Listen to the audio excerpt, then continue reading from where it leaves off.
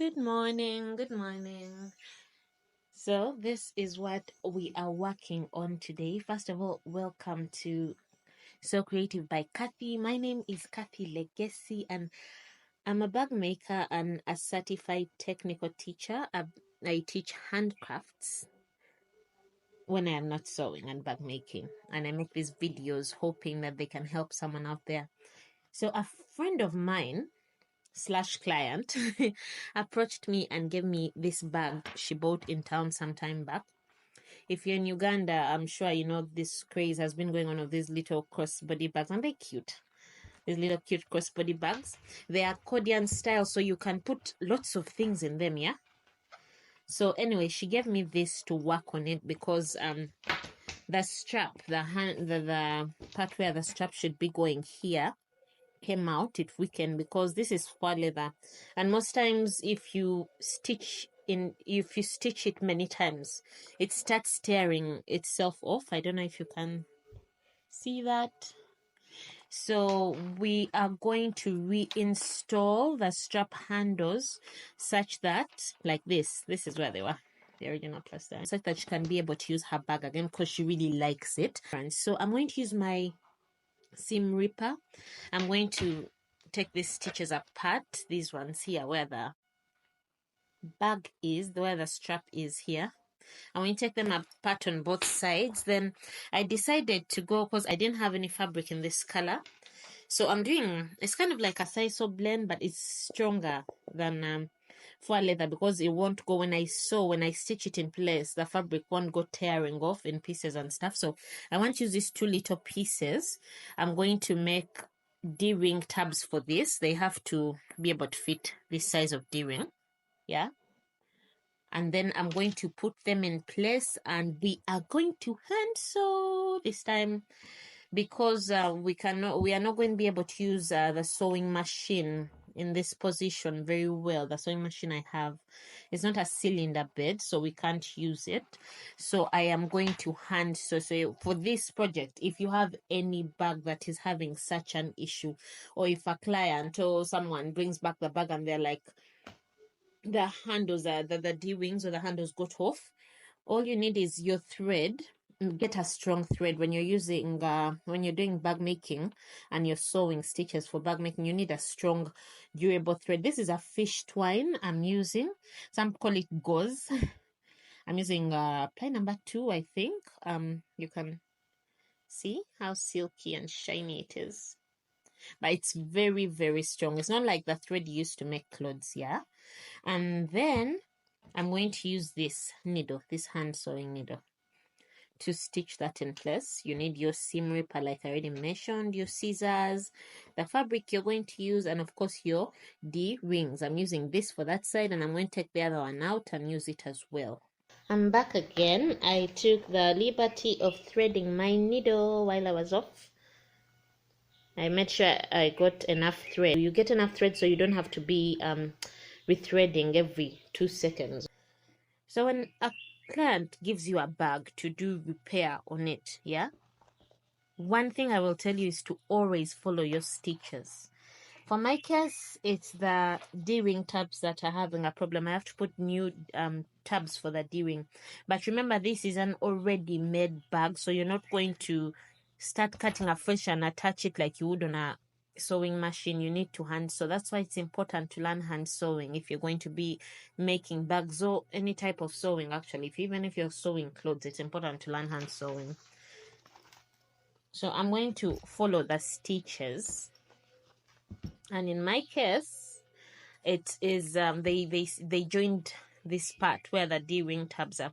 They joined it like this. They stitched, this is the front or back, and then this part, you see here. So the stitch lines, I don't know if you will be able to see the stitch lines. Yeah, no, how do I make this? I don't know. Yeah, I see my stitch lines. So I'm going to feel for where the tab is around here, and I'm going to pick these threads using my seam ripper, one stitch at a time, and then I'm going to get them out.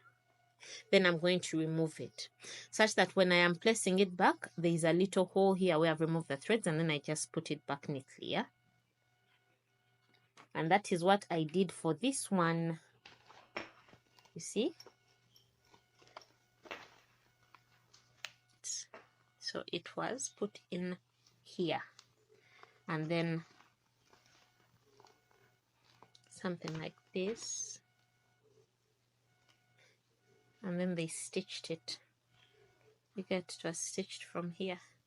So I went picking these threads here to create this, and then I removed my D-ring tab.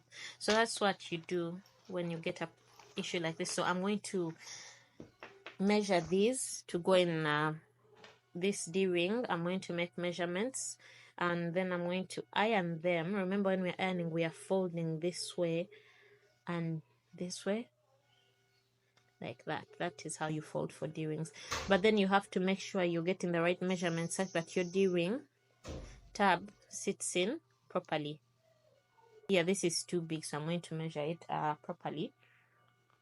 And then after, we're going to iron, folding them in like that. I just wanted to show you, I've already done this before when I was doing zipper pouches. You can check out that video how you do the tabs for your D-rings, because I attached a wristlet strap to it. So I finished stitching my zipper tabs. I used the sewing machine. I don't know if you can see them here. I stitched them on one side. I didn't chop stitch the other side since they are going to be inside. So I'm going to put them in like this. We're going to put them in like this.